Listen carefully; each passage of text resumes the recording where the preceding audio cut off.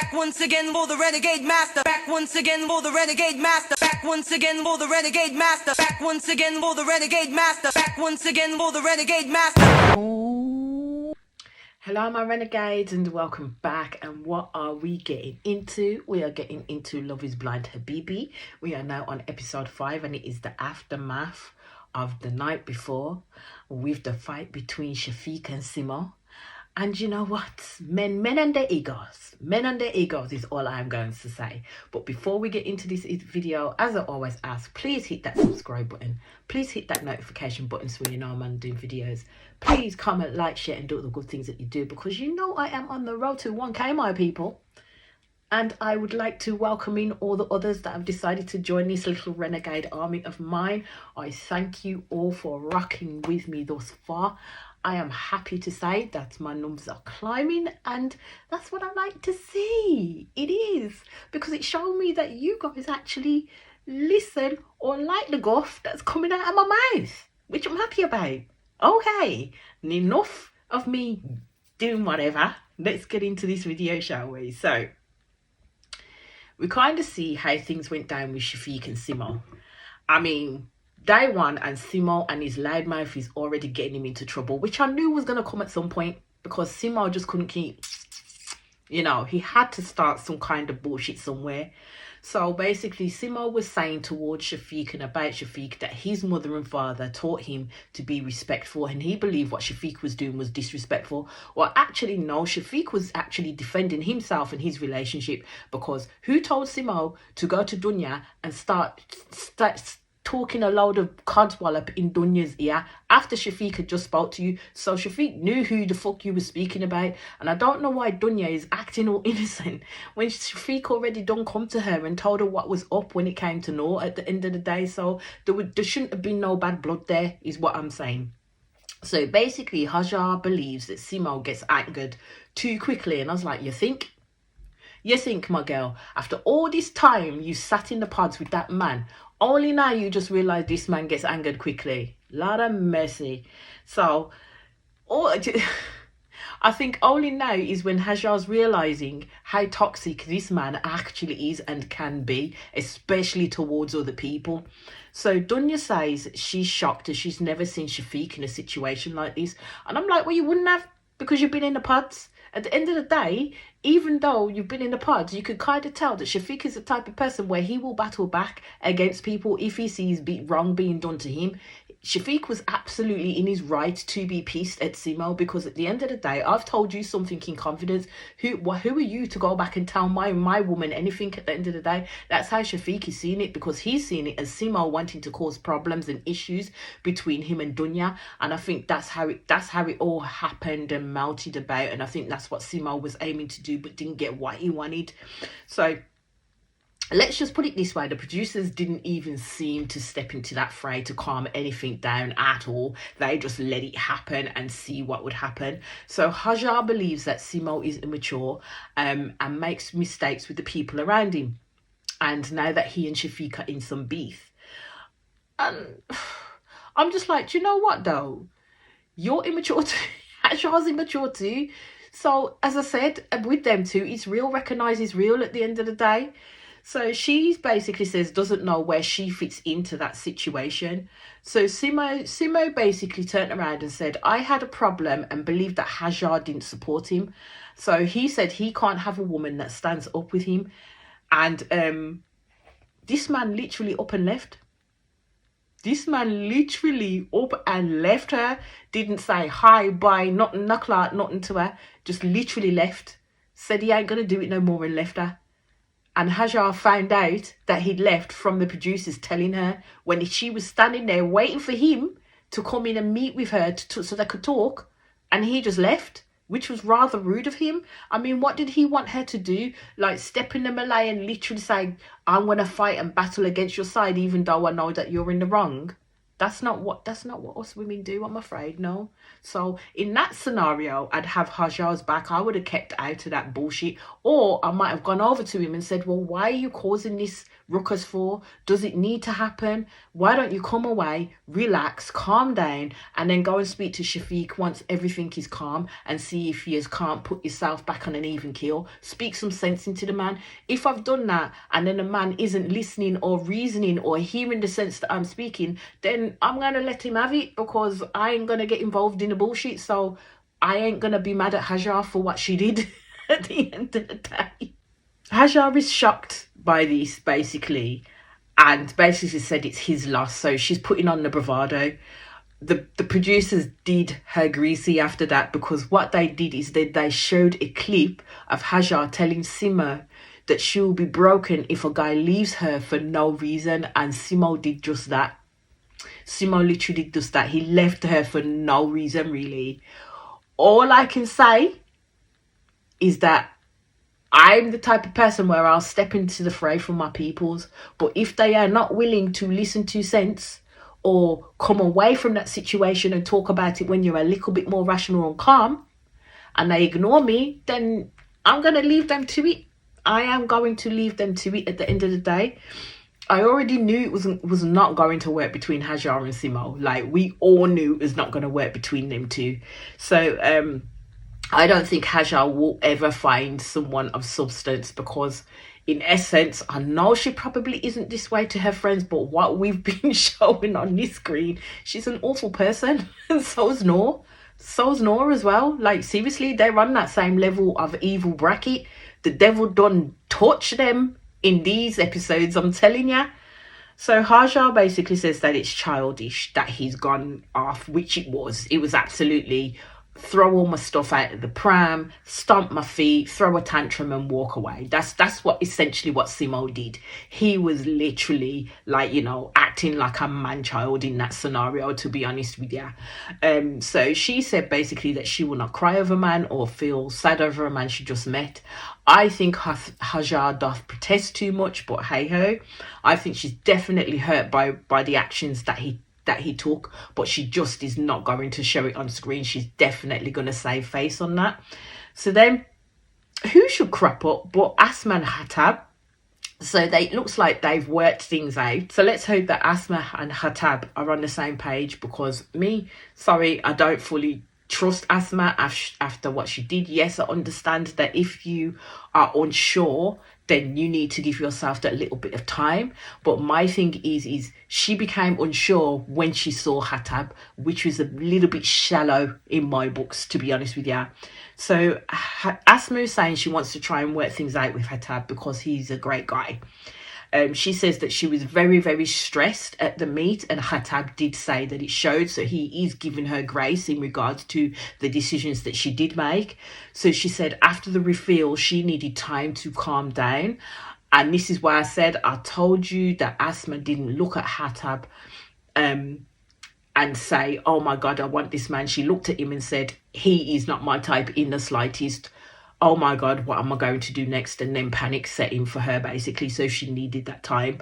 I think it must have been a blow to Hatab, but he is carrying on as he means to go on. He's not holding it against her, which is good on him at the end of the day.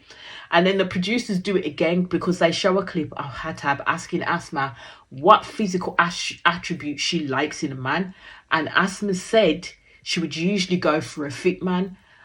And I'm just like, at the end of the day, hopefully it will work out for them, because otherwise they wouldn't have come back. Hopefully Asma's going to give Hatab the time of day and actually get to know the person that he is, because from what I've seen so far, he seems like a genuinely nice person. He really does. He says some fuck shit sometimes, but it ain't on par with the Simo and the Chafic, and especially the Ammar shit. Let's just put it that way. It ain't on par with that. So hopefully things will level out between them two.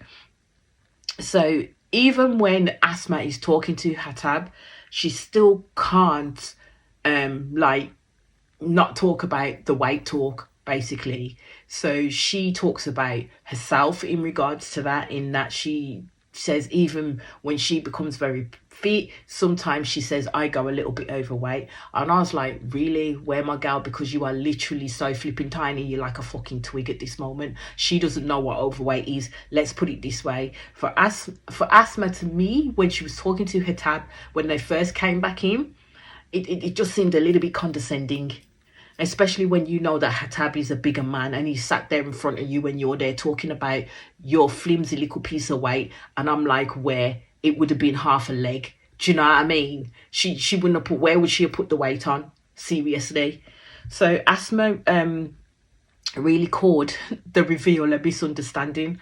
And I was like, my gal, you know you saw Hatab and ran. That's not a misunderstanding. That's just plain rude. And the fact that this man is giving Asma so much grace now is a testament, as I said, to Hatab's character. I don't know. I hope people can change, and I hope Asma can stay true to what it is that she has in terms of her intentions. But we'll see as time goes on in this program. So Asma can see that Hatab is a confident guy. And I was just like, what, you didn't get that from the pods, my love? I mean, this is what she really likes about him now. You could tell that Hatab was a confident guy from the pods. So I just don't understand that remit there. So basically Hatab sees it as a fortune that they are now like where they are. And so for Hatab, it was easier for him to see her. He didn't speak about the fact that it took them longer to get to the point that they're at now, because Asma was on the next level of shallow, but they're at the point now. So I think Hatab is at a space where he's like, I'm not looking to give horse in the mouth at the end of the day. I'm going to keep pushing on and going on because I like this girl. So you see Mohammed and Safa are going to go on a date. Chafic talks of the tension between him and Dounia and wants to take her out to make her happy. Ammar is planning to take Karma to the seaside, but decides to do one better and take her on a boat ride. So I've come to the conclusion that within these segments, that Ammar's one of these people, that likes to show off his toned physique. Man thinks he's a fitness model. Like, seriously thinks he's a fitness model. He's a dickhead in disguise. Let's just put it that way. So Mido says he and Noor are not a match, and she is cold emotionally, and she wants someone who keeps on giving, and he's not going to do that. I mean, I could have told Mido that in the pods. Like, Mido was Noor's backup plan. It got worse when she saw Mido.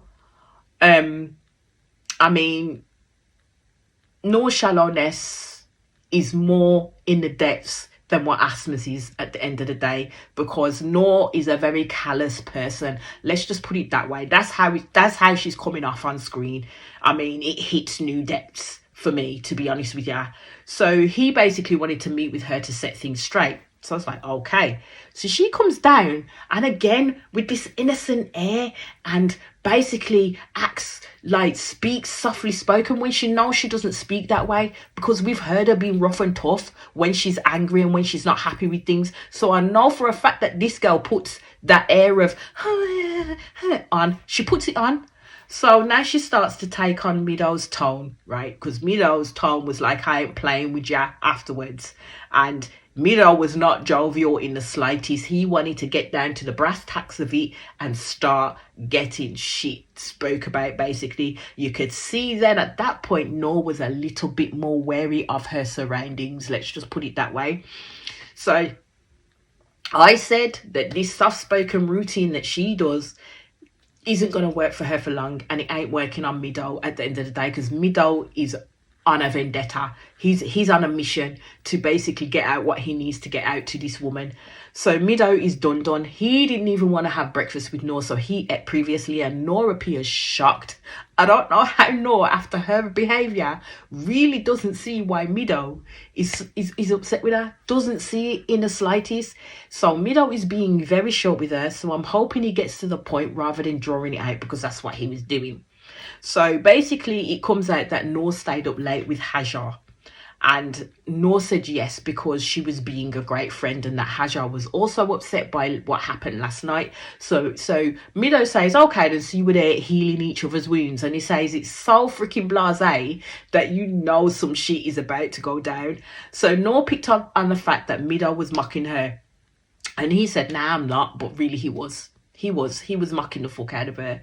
So Hajar and Noor, when they are together, are not a good combination anyway, because they're both arrogant, and I feel that they believe that they're justified in treating people poorly. They're both mean girls at the end of the day. So Mido basically believes that Chafic has something for Noor and Noor has something for Chafic.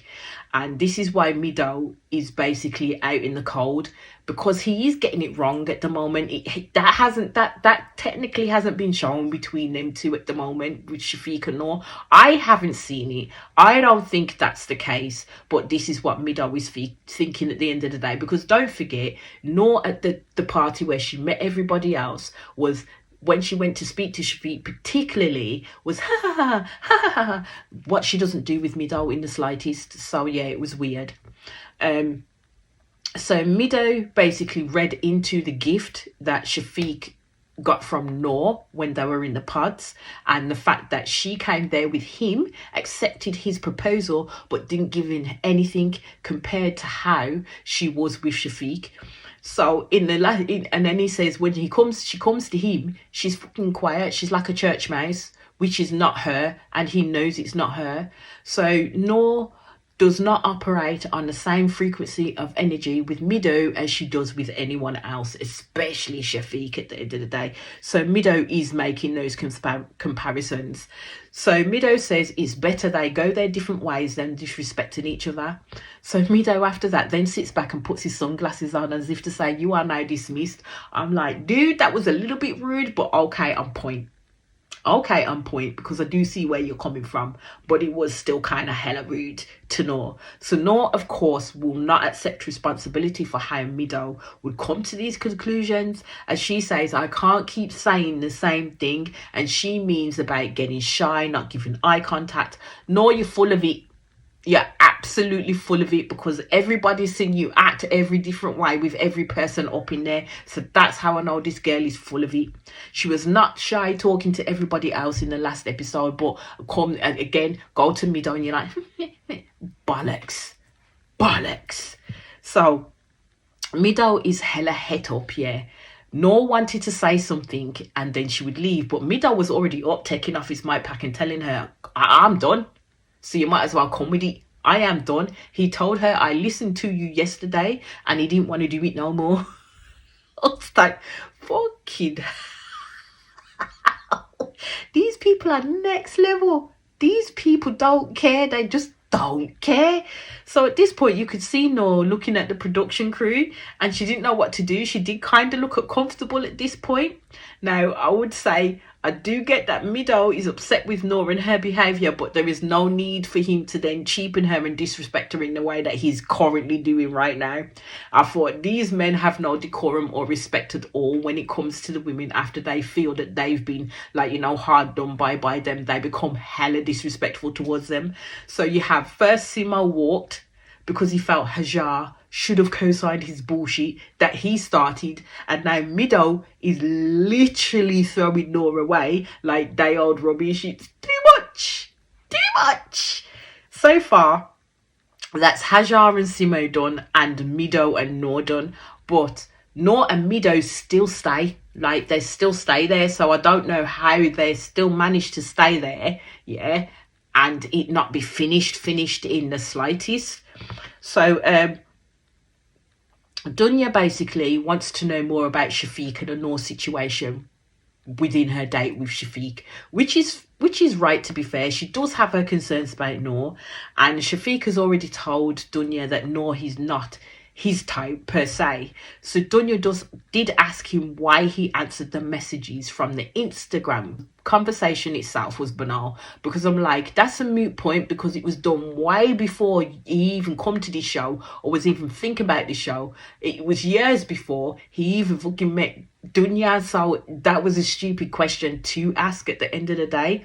So I was just thinking, Chafic didn't keep Dounia in the dark, so I don't see why it now needs to be an issue, because I think Dounia is feeling feelings of jealousy because of the fact that Noor probably knew Chafic first, and because she is overthinking it and thinking that there's something there, yeah, that she is going to be on tenterhooks or walking on broken glass when it comes to Noor, because she don't trust Noor. It's not so much she don't trust Shafiq, she just don't trust Noor, because I think she is comparing herself to Noor and what she believes Shafiq may like. At the end of the day, all I would say is the proof is in the pudding. It's going to come down to Shafiq's actions when he's around Noor to make her believe or think that there could be something else going on there. He needs to show that shit first before she then starts acting accordingly. He did take her off to go horse riding. They looked like they had fun together, and Shafiq says he has a connection with Dounia that he doesn't really want to fuck up, so that's where that ended for them in regards to their date.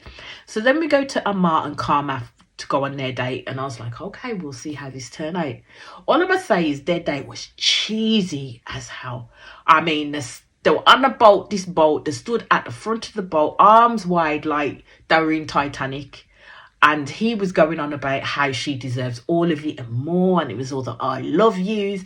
It was hella cheesy. Cheese fest going on. I love cheese, but that was way too much of it. That was mature cheddar cheese. Let's just put it that way. So they go to dinner after.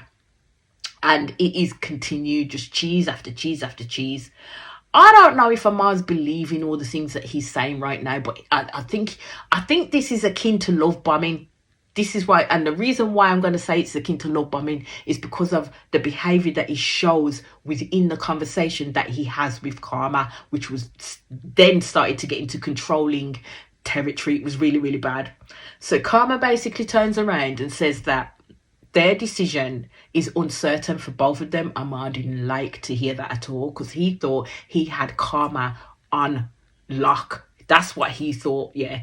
So Karma said, we'll have to see what happens in the end. And if we are still undecided, no biggie. And I was like, well, damn, Karma, tell him how it really is. Tell him how it really is, because I think Ammar thought that Karma could be led around like a leash, but she's showing him, nah, my guy, I have a brain in my head and a thought in my mouth, and I will say it when I need to say it. Ammar had no words, but his look said it all. So you see Safa and Mohammed have a date. So he made a feast on the beach and he was going to cook for Safa. But what made it special was that he'd brought all the foods that Safa liked and ate to that date. These men are pulling out all the stops to impress their women, but I'm kind of like, is it working? So Mohammed did ask her what her family would say, like if they saw them together, and she says that they will like him a lot. Safa thinks Mohammed is scared that her parents won't accept him, but Safa believes that she's made the right choice in Mohammed. And so if she's made the right choice, they're confident in her choices, they'll be happy for her and for Mohammed. I just hope so, because they do work together. That's the only couple right now I can say honestly works together without any issues. I think the only sticking point for Mohammed and Safa would be the level of Safa's work and what she has to do and the travel that she has to do. I think in reality for Mohammed is going to be a sticking point for him. So we go back to Ammar and Karma again, and they're all hugs this morning. So Ammar says he likes Karma because she has these old-fashioned characteristics. So Karma fills in the gap that he's trying to say, do you being traditional? Now to me, nothing about Karma screams traditional. Don't get me wrong, she's not on the path of Hajar and Noor, where she's so far removed from traditional relationships, but Karma is more understated, but she definitely ain't traditional. So Ammar says like he likes the old-fashioned relationships better. That does not surprise me at all. That really does not with Ammar, to be honest with you. Ammar says he's a very traditional man. I think, yeah. And I also thought that Karma needed to question him on this a bit, because I do continue to see red flags in Ammar, and that hasn't changed for me in the slightest. So Karma says that traditional is good, but with a modern touch. I think Karma needs to be specific with Ammar, because Ammar likes to take little bits of what Karma says and make it fit his narrative on how she will fit into his world and as his wife to do his bidding. Because Ammar then goes on to say he doesn't want to control her, but then says, but. So he continues to say, there are specific things that I want. And I was like, okay, here he goes. He said, he just ends up going 1, 2, 3, and then you are free to do what you want. And I was like, no, my guy, I need specifics as what it is that you mean. Yeah, when you say that there's specific things that you want in your wife, in your marriage. Yeah. So Karma accepts what he says, no question. She doesn't even question it. And I'm like, Karma, man, seriously? I will agree with Karma where she says that she believes that Ammar loves himself deeply, and he does. And that's not always a damn good thing in my books. So Ammar is, to me, is self-centered and self-obsessed.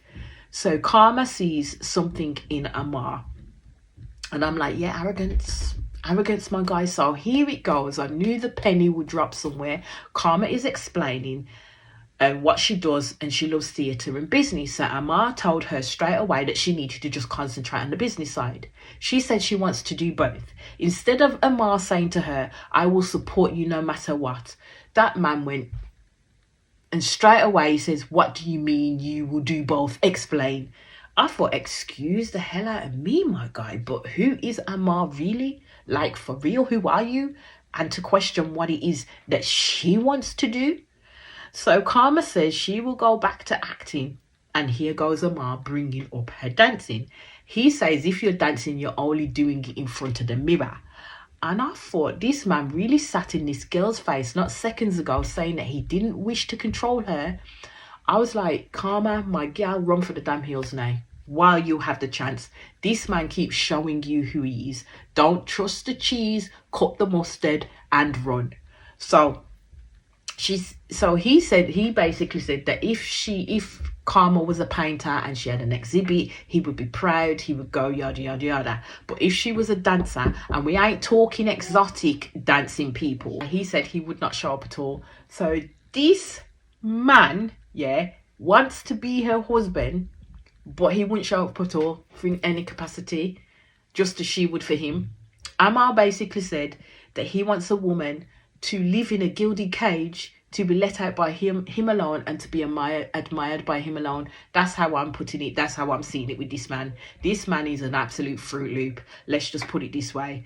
Ammar said he wouldn't accept her being a dancer or his wife being a dancer, not in any way, shape or form.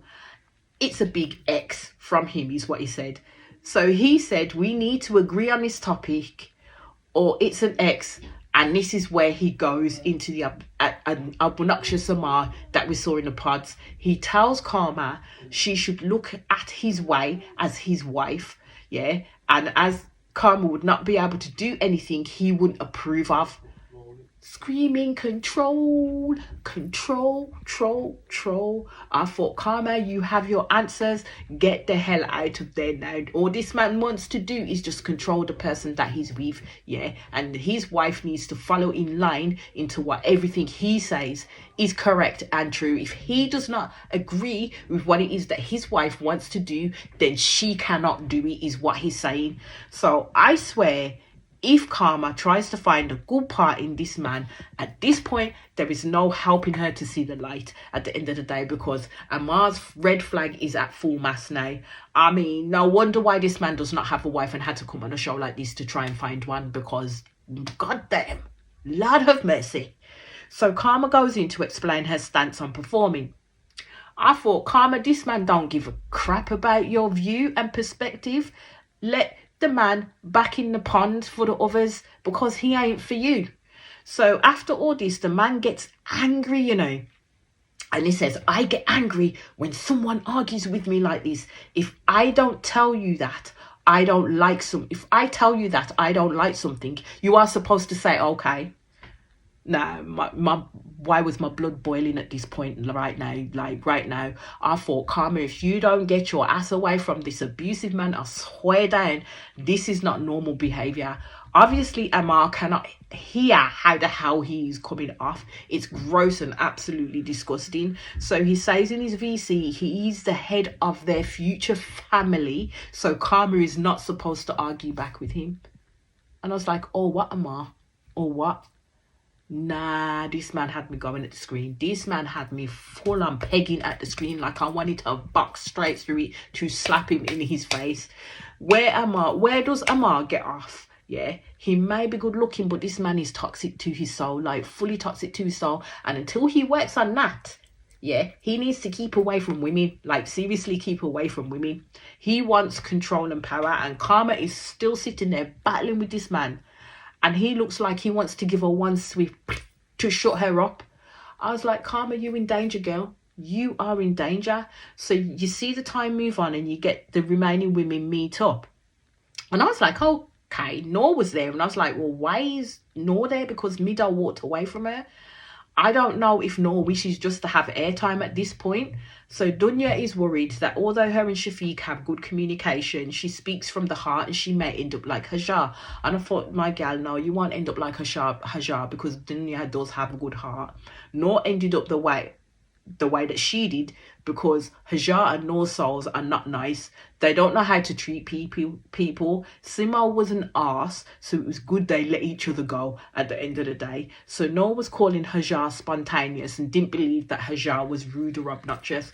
I thought, my gal, you two are cut from the same cloth. Noor wouldn't notice bad behaviour. It slapped her in her face, basically. Hajar was obnoxious and more. Let's just put it that way. So they get onto Mido, and she's talking about Mido like they're still together and telling the girls and the producers that Mido is jealous and that he needed a babysitter after she saw how immature he was. I think Noor needs to take a back seat and allow for these tapes to roll on how she treated Mido, to be honest with you, to give it a little context to everybody else, because her behaviour was appalling toward this man. And Noor is still there trying to catch the limelight on a man who split on her. Even the girls were shocked when Noor tried to call out Mido in the way that she did. And I mean, that would mean that the girls don't have the impression of Mido that Noor has. And Noor forgets that, you know what, us people watching this on the TV see all happening and who was the cause of the bullshit. So Mido is still there when he meets the guys. Mido tells the guys that he's leaving and explains to them why. Mido says Noor basically needs a slap to wake up to real life. I wouldn't go that far, Mido. Noor needs something, but I don't think slapping her will be right either at the end of the day. Noor is like Ammar, self-absorbed and selfish. She thinks of nothing but she. So they do call her Barbie, and Ammar, of course, supports Mido fully. And I do, to be fair, because Noor was not the one. Like, seriously, was not the one. Even Karma says to Noor that Noor was herself was not comfortable with Mido.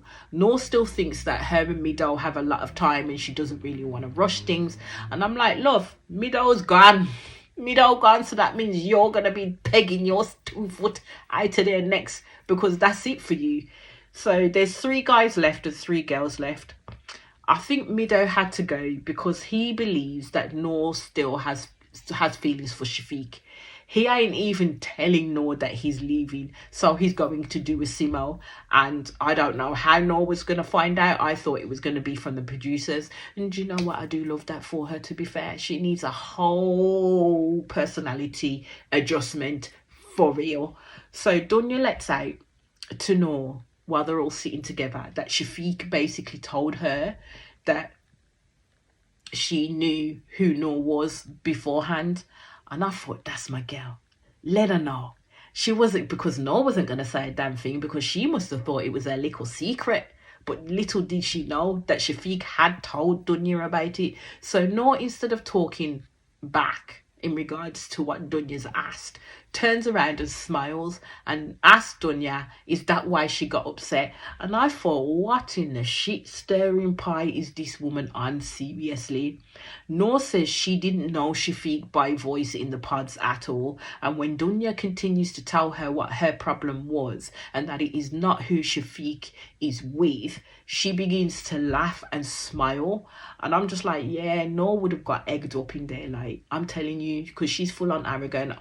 If I'm telling you something, don't sit there and laugh and smile in my face, because I'm telling you, you will see a different side of me. I will rear up on your blood clot. Let's just put it that way. So the men join, and Ammar said, basically, where's Mido? And I thought, oh, Jesus, Jesus, Jesus, Jesus, the pettiness has arrived. She says, I don't know. So they begin to question her. She basically says, I have no idea, and starts laughing. Ammar basically said that he wants to see Noor's reaction as to whether she wants Mido really or not. So when she finds out that Mido has left, she will have to go because it will be over for her. I don't know how she can literally sit there basically and watch everyone in their couples and not feel weird, because I really don't think Noor came on this show to find a husband. I really thought at this point, you know what, she just wanted airtime. Because my thing is, how do you not know where your man has been since breakfast? If you ain't seen him since breakfast and you ain't even gone in to go check on him, even though you've had a ruckus, the mature thing would be to go check on him, have a chat, see if you're still calling. If not, make a decision on what's going to happen next. That girl didn't even go find that man for not a clot, for not a nothing. So in comes Asma and Hatab. Noor needs to go home for real, like, because she's in the thick and the melee of everything. So Hatab told them what happened when him and Asma met, and Asma basically is gloating, well, not even like glowing, I should say, not gloating, glowing to the girls, saying that Hatab is wonderful. And I'm glad that she's given him this chance, to be honest with you. So they eventually tell Noor that Mido left. There was no reaction from this girl, none at all, which we all knew was going to happen. Mido should have left from the beginning, because Noor just played with him in those pods to get what she wanted, or to get to where she wanted. So Noor is basically affronted by Mido leaving. And I was just like, well, what can you say? You reap what the hell you sow at the end of the day. Noor didn't even know, as I said, where the man was from the morning. Didn't check in on him after they clusterfuck of a conversation. So what did she think was going to happen? Dounia, I'll have to say, has shown her petty side, because why did this girl sit down right next to Hatab and Asma with Noor just about there, who could hear everything that she was saying, and turn around and spit lovelies about Mido and about the man he was? I was like, I see you. I see you, Dounia, I see you. So Noor seems angry, and Chafic basically said, you look angry. So Chafic agrees that, Mido shouldn't have left without speaking to Noor. But then I'm like, why should he give her that grace when she didn't give him any at all? She just kept playing him along the string at the end of the day. So even now she's angry, but not saying that she wants him back, because she didn't want Mido in the first place. So inevitably, them two would have went their separate ways. I still don't know why Noor is still there taking up space after she knows that Mido has left.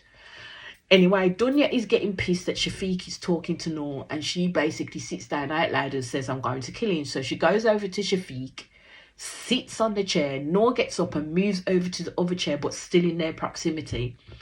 And it's full-on awkward silence now, because Chafic is saying that Dounia literally turned her back on him and wouldn't necessarily address him or speak to him, and that's why it kind of went awkward. And he was getting angry by that, because he felt that Dounia was being disrespectful towards him. When they did play it back, it didn't really look like Dounia had turned her back on him. She just sat down on the chair and then didn't say nothing at the end of the day. But Dounia believed that Chafic was like getting too friendly with Noor, should I say, and it wasn't the case at all. At the end of the day, Chafic was sat there, Noor was sat there, and it would have been impolite for him not to say not a damn bean. You could see that Chafic was kind of uncomfortable and didn't really want to raise anything with her, but he didn't want to be impolite either. So as it ends, Dounia and Chafic have a massive argument, like a massive argument. I can get where Dunya's coming from, but what I didn't like about this argument